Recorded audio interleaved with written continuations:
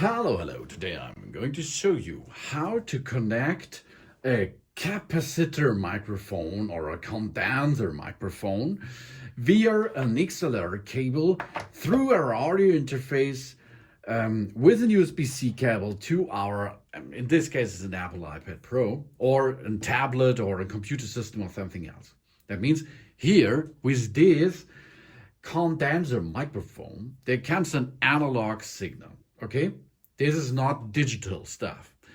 Why it's not digital stuff? Because it is much better than a digital signal itself. Because a digital signal comes only with one and O, and here in this, it is so built that it is smoother, softer, clearer, and so on. To gain up your sound, we will hear that later, this comparison between the two devices. For example, this microphone system and then the condenser microphone is much better. I promise, you will hear that. What we need if we like to make a podcast or something else, with a condenser microphone, and we would like to record it, or we like to post-production using an iPad or a tablet or another digital device to it. We will need an XLR cable, and we will need an audio interface, and we will need an USB-C to USB-C cable, and of course the iPad in this case. The first step is we have to connect the XLR cable with the XLR port to our condenser capacitor microphone.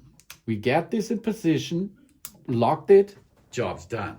Now we can record over here on the microphone and the signal goes through the cable to this area.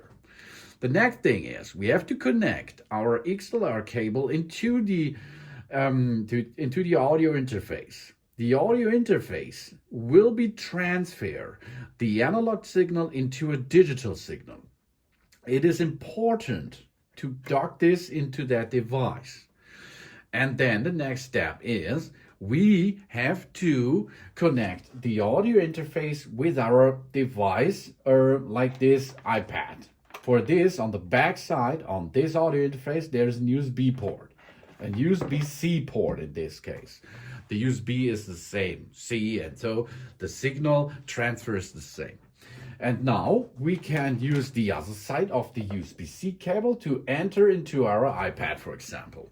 I will not dock this now because we are going to make first an record with my voice and the internal audio microphones over here, and then we make a comparison with that. Okay, let's start with the first recording. Mimi, mama, moo moo.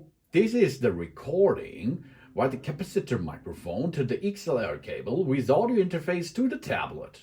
Mama, mimi, mimi, moo moo. So now we can use it. Let's have a check. Mimi, mama, moo moo. This is the recording via the capacitor microphone to the XLR cable with audio interface to the tablet. Mama, mimi, mimi, momo. Okay, the record was okay, of course, but now here comes our professional stuff. So we can have a comparison, okay?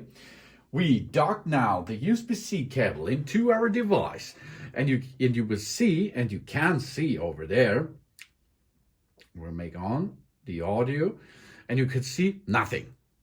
Yeah, nothing. It is now recording nothing. There is no information coming into the microphone. That is because, in my case, I'm using the Stellar X3 condenser microphone, and this works in the 48 volt area. So have a look what your capacitor microphone uses for voltage. In this case, it's the 48 voltage system. If you look for a right audio interface, look that there is a button for the 48 volt interface. If it is there, you can push on it and switch the audio interface to the 48 voltage system. And here you can see now we have their informations are coming. In my case, on my audio interface, you can see here, there's a green thing. That means if we are in the green area while we're recording our sound, our voice, for example, then it's the best area. If I gain a little bit louder, then you can see we go to the yellow area. The yellow area is okay, but it is a little bit too much. But if I gain too much, then we are in the red area. The red area is not good for the sound.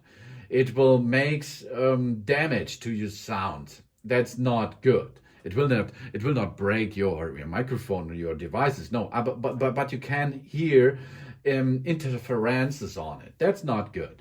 So if you adjust now the sound level, use your outside voice normally, and then look that you are in the upper green area of the recording area, because this is the loudness we are prefer for a good audio recording. Okay, now let's try the second take by using this condenser microphone. Mimi, mama, momo, moo. This is the record of the condenser microphone to the XLR cable with audio interface to the tablet connection. Me, mo, ma, me, Okay, now let's check this out.